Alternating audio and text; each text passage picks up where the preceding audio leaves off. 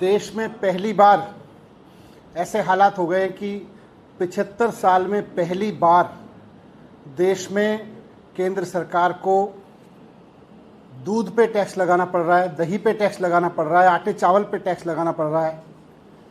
गरीब आदमी अपने बच्चों को दूध पिलाए उस पर भी टैक्स लगाना पड़ रहा है। देश में पहली बार ऐसे हालात हो गए कि केंद्र सरकार कह रही है कि अब हमारे पास में पैसा नहीं है, हम सरकारी स्कूल नहीं बनवा सकते, सरकारी अस्पताल नहीं बनवा सकते, बुजुर्गों को पेंशन नहीं दे सकते, गरीब लोगों को राहत की योजना नहीं दे सकते। पहली बार देश में ऐसे हालात हो गए हैं। ये हालात किस लिए हो गए? क्योंकि इन्होंने देश में टैक्स पेयर्स का दिया हुआ पैसा मोदी जी के दोस्तों की तिजोरी भरने पर लुटा दिया।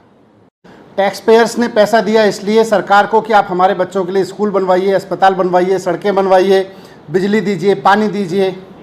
लेकिन टैक्स पेयर्स के पैसे को इन सब पे लगाने की जगह इन्होंने मोदी जी के दोस्तों की तिजोरी भरने पे लगा दिया। भारतीय जनता पार्टी की सरकार के दौरान केंद्र सरकार ने अपने दोस्तों के, मोदी जी के दोस्तों के 10 लाख करोड़ रुपए के लोन माफ़ किए हैं। 5 लाख करोड़ रुपए का टैक्स उनका माफ़ किया है।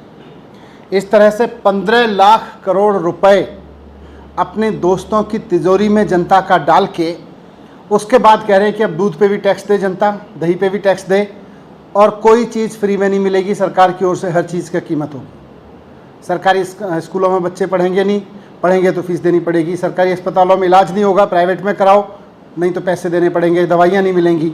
जब इनसे पूछा जाता है कि ऐसा क्यों हुआ, 75 साल में देश के इतिहास में पहली बार ऐसा मौका क्यों आया कि ये कदम उठाने पड़े, तो ये फिर इधर उधर की बात करने लगते हैं।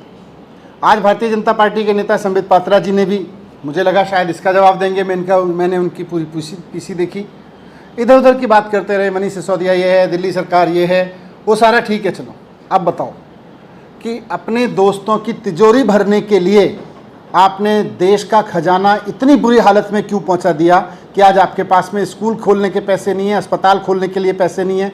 आप कह रहे हैं कि दूध दही पे भी टैक्स लगेगा लोगों के। इतनी बुरी हालात में देश की अर्थव्यवस्था को क्यों पहुंचा दिया?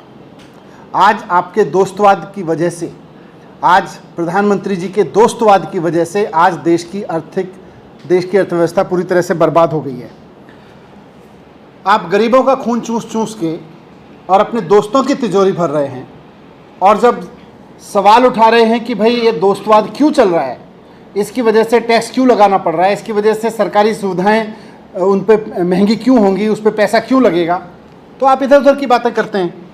तो मैं आज आपके माध्यम से प्रधानमंत्री जी से एक बार फिर से अपील करता हूं कि आपने दोस्तों को फ़ायदा पहुंचाने के लिए 10 लाख करोड़ का कर्जा क्यों माफ़ किया, 5 लाख करोड़ का टैक्स क्यों माफ़ किया, जिसकी वजह से आज ये हालात हो गए देश में कि आपको ऐसी ऐसी चीज़ों पे टैक्स लगाना पड़ रहा है जो 75 साल में कभी नहीं लगा।